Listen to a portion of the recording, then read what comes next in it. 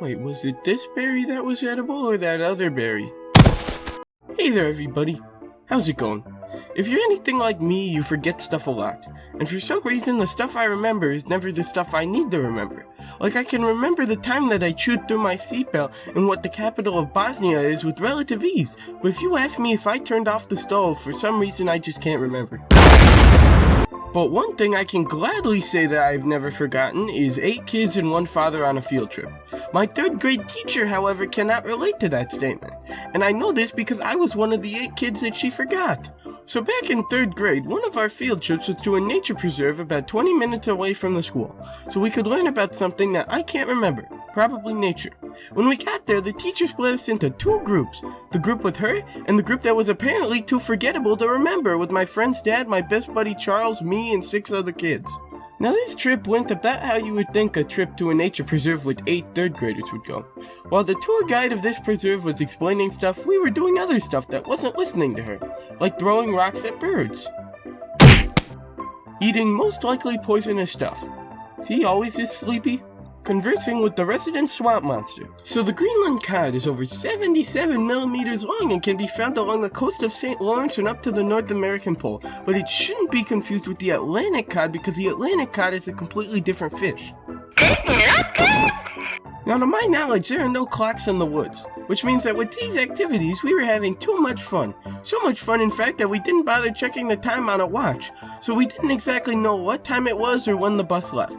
And I guess my teacher can relate too, except instead of not realizing the time, she could not realize that the vast majority of her class was not on the bus when it was time to go.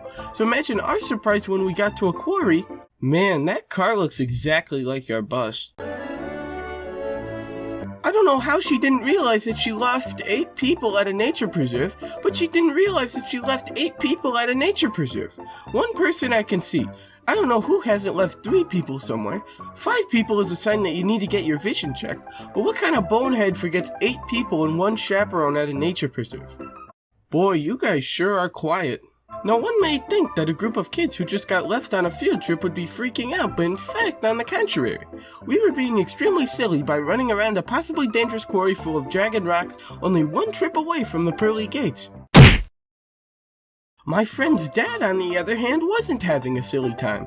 In fact, I think that the situation was a bit too silly for him because he was quite distraught, which is understandable. I mean, he's now responsible for 8 kids, he doesn't have any way of contacting the teacher, he doesn't know if said teacher is even gonna notice we're gone. Furthermore, we're all running around a possibly lethal quarry and a nature preserve full of other wildlife. I don't know exactly how this teacher became a teacher in the first place, because it took 30 minutes for her to realize that we were all gone.